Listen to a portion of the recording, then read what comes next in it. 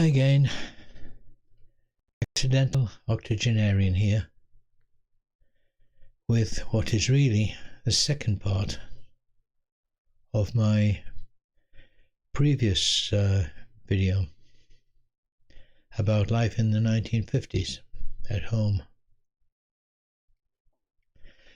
This one is particularly difficult for me, and you'll probably find out why as it goes along. So excuse me if I find difficulty in expressing part of it. But that's the way that life can be sometimes. When you're a child, you don't always understand what's happening around you. You don't question things. You don't analyze them. You simply accept them. And for quite a long time, that's exactly what I did. Mornings were always the same. My mother and stepfather were already out at work, long before my stepbrother and I got out of bed. So it was left to my grandmother to get us ready for school. Breakfast, clothes, out of the door. Or at least, that's how it should have been. What actually happened was a little different. My stepbrother would be seen to first. Fed, ready, and sent off to school. And I would wait. Day after day, I would wait.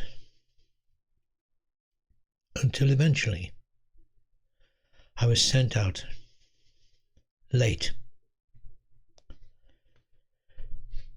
And when I arrived at school, I was told off for it.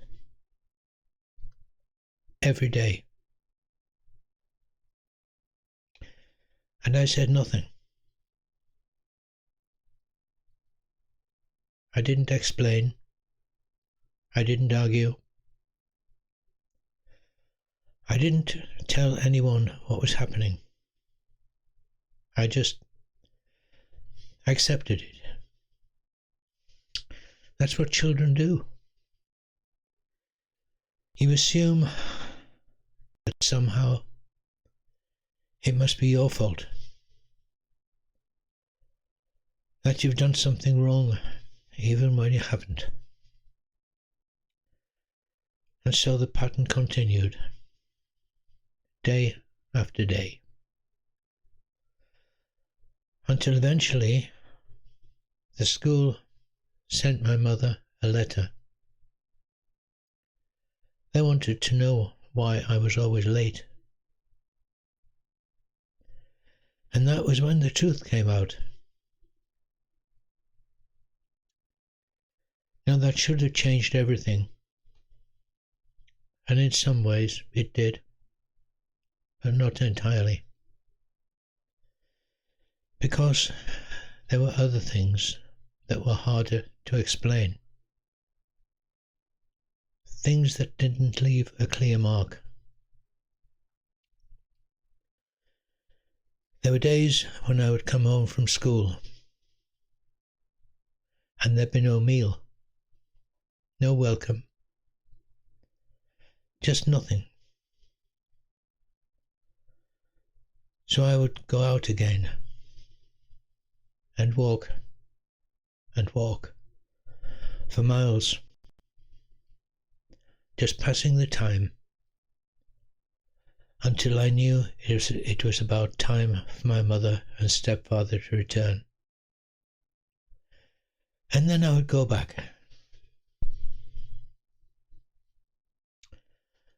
Looking back now, it seems a very strange way to live. But at the time, it was simply normal. Or at least it felt that way. There was one moment that's always stayed with me.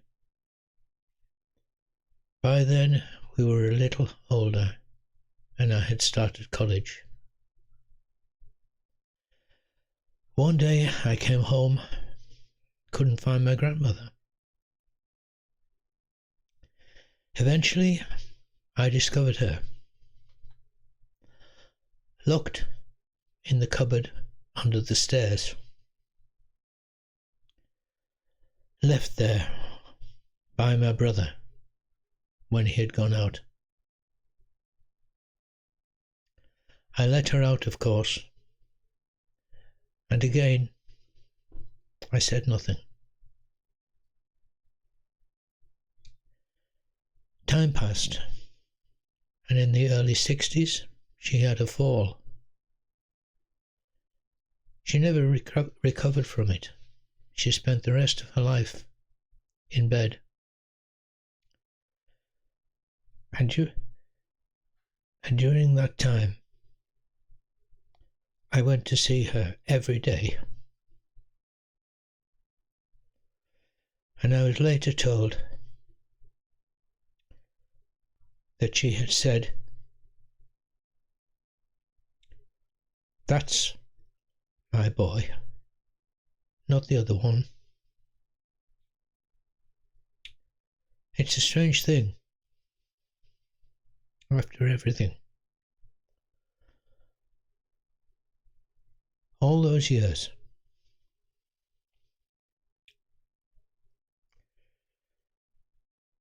that's what remained. Not the difficulties, not the unfairness, just that. And looking back now, I don't feel anger, just a kind of understanding that people are complicated, and that sometimes what we experience as children takes a lifetime to make sense of. And perhaps that's why we remember it. Bye for now.